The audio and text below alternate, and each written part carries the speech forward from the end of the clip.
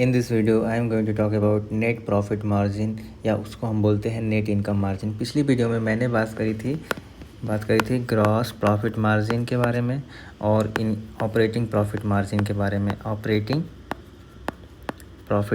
बारे में और इस वाले वीडियो में मैं बात करने वाला हूँ नेट प्रॉफिट मार्जिन या उसको नेट इनकम मार्जिन भी बोला जाता है।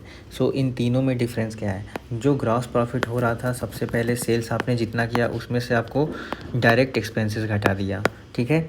और ऑपरेटिंग प्रॉफिट मार्जिन में हम क्या कर रहे थे, हमारे पास जितनी भी सेल्स थी उसमें मैंने direct expenses plus indirect expenses को घटा दिया। और ये जो हम लोग ले रहे हैं ऑपरेटिंग प्रॉफिट, उसमें हम लोग ये ले रहे हैं EBITDA, income before interest and taxes.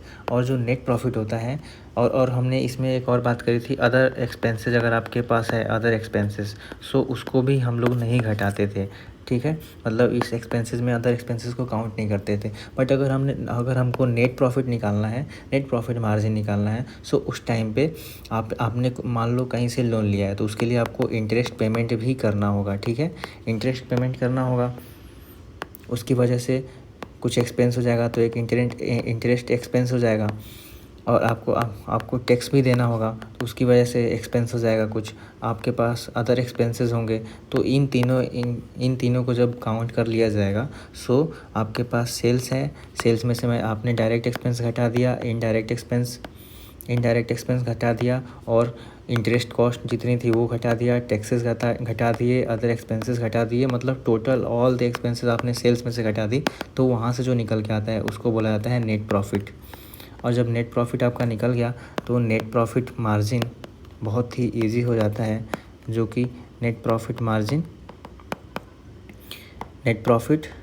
Upon sales into 100 ऐसे करेंगे तो आपके पास निकल जाएगा। सो इन द समरी आपके पास तीन हो गए, एक तो हो गया ग्रॉस प्रॉफिट मार्जिन, एक हो गया आपके पास ऑपरेटिंग प्रॉफिट मार्जिन, और एक हो गया net profit margin. So net profit margin में आपको अदर एक्सपेंसेस भी इंक्लूड करना है, आपके पास अदर एक्सपेंसेस होंगे उसको इंक्लूड करना है, आपने इंटरेस्ट में कुछ इंटरेस्ट पेमेंट किया होगा उसको इंक्लूड करना है, आपने टैक्सेस दिया होगा उसको इंक्लूड करना है, और उसको घटा देना है आपका सेल्स में से।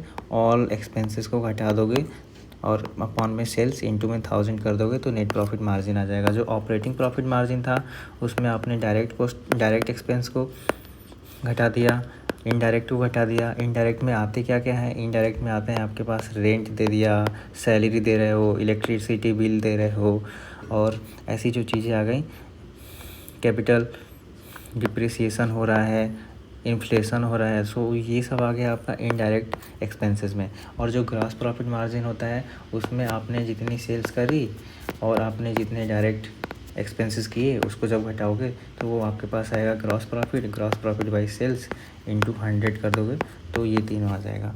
सो यही था इस वीडियो में। और ऐसे ही आपको वीडियो देखती हैं तो please subscribe my channel and please share it. Thank you.